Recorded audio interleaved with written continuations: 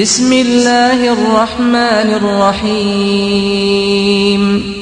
بناوي خداي بخشن دو مهربان والسماء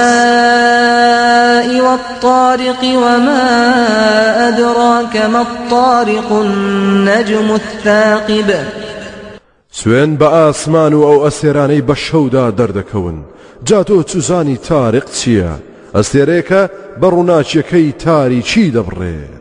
إن كل نفس لما عليها حافظ سوين بوانا هيج کەس نییە چاودێری نەبێت سەرەتا خدا چاودێری هەمووانە فریشتەکانیشی کردووە بە چاودێر و پارێزەرمان فلينظر الإنسان مما خلق من ماء دافق يخرج من بين الصلب والترائب کەواتە با ئادەمیزاد تەماشا بکات و سەرنج بدات کە لە چی دروست کراوە لە ئاوێکی هەڵقوڵاو کەمەنی پیاوە و هێلکۆکەی ئافرەتە هەردوولایەن هەڵدەقوڵێن بۆ پێکهاتنی ئادەمیزاد بە ویستی خوددا لە نێوان بڕبڕەکانی پشت و ئێسکەکانی سینەدا دەردەچێت إنه على رجعه لقادر يوم تبلى السرائر فما له من قوة ولا ناصر بێگومانە و زاتە دووبارە دروستکردنەوەی ئادەمیزادی زۆر لا ئاسانە و توانای تەواوی هەیە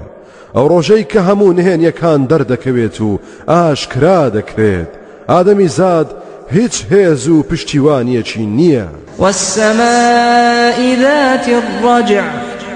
والأرض ذات الصدع إنه لقول فصل وما هو بالهزل سوێن بە ئاسمانێک کە خاوەنی جێڕانەوەیە لێرەدا بۆمان دەردەکەوێت کە ئەمانە سوڕی ئاو لە سروشدا شەپۆڵەکانی تەلەفۆن و رادیۆ و تەلەڤیزیۆن هەتا دوایی دەگرێتەوە هەروەها سوێن بە زەوی کە درزی تێدەبێت بەهۆی ڕووەکەوە بەڕاستی ئەم قورئانە گفتارێکی جاکەرەوەی حەق و ناحەق ڕاست و درۆ چاک و خراپ و هەتا دوایی ئەم قورئانە گفتارێکی گاڵتە نییە إنهم يكيدون كيدا وأكيد كيدا فمهل الكافرين أمهلهم رويدا بەڕاستی ئەوانە سەرگەرمی پیلان و خەریکی داونانەوەن بۆ ئیمانداران بەڵام خدا دەفەرموێت منیش پیلان و نەخشەی خۆم دەخەمە کار کەواتە تۆش تاوێک مۆڵەتی بێباوەڕان بدە کەمێک لێیان بوەستە بزانە چیان بەسەر دەهێنم